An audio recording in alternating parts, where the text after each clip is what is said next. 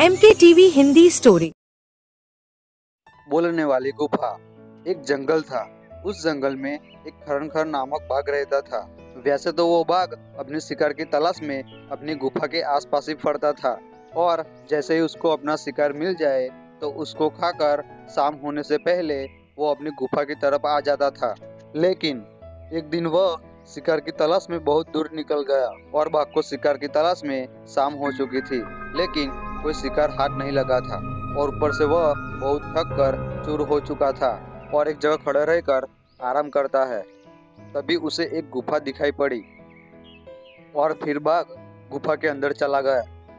बाघ ने देखा कि गुफा खाली थी और फिर बाघ ने सोचते हुए बोला, जरूर यहाँ रहने वाला जानवर बाहर गया है। रात होते होते वह गुफा में वापस जरूर आएगा।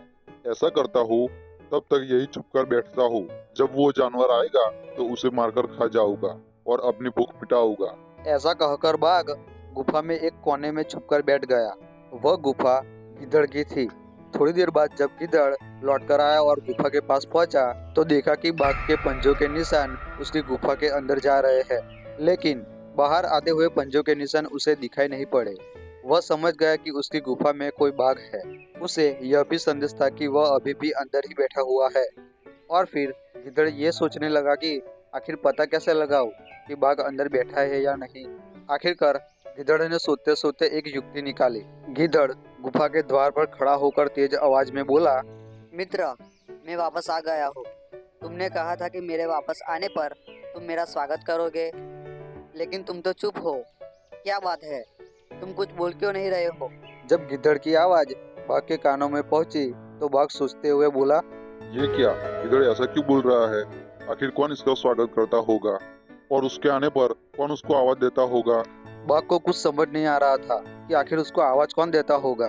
फिर बाघ ने सोचते हुए बोला, कहीं ऐसा तो नहीं ये गुफा गिद्धड़ के आने पर उसका स्वागत करते हुए कुछ कहती है और शायद मेरे यहाँ होने के कारण आज यह चुप है। लेकिन अगर गुफा कुछ न बोली तो कहीं गिद्धड़ को संदेह न हो जाए और वह वापस न चले जाए। ऐसा करता हूँ, मैं ही आवाज दे देता हूँ। आवाज सुनकर गिद्धड़ गुफा के अंदर जरूर आएगा और फिर मैं उसे मारकर खा जाऊंगा। ये सब सोचकर बाघ बोला, आओ मित्रों, तुम्हारा स्वागत है, जल्दी अंदर आओ। बाघ की आवाज सुनकर गिद्धड़ डर गया। गिद्धड़ को पता चल गया कि अंदर बाघ बैठा हुआ है। वह उल्टे पैर वहां से भाग गया। इधर बाघ बहुत देर तक गिद्धड़ के अंदर आने की प्रतीक्षा करता रहा, लेकिन सब व्यर्थ रहा। अंत में उसे समझ आ गया कि गिद्धड़ उसे मूर्ख बनाकर भाग गया है। बाघ को अपनी मूर्खता पर बहुत क्रोध आया, लेकिन अब वह क्या करता? शिकार उसके हाथ से निकल चुका था। सीख: भविष्य के संकट को भाप कर जो बचने की युक्ति निकाल ले वह बुद्धिमान होता है।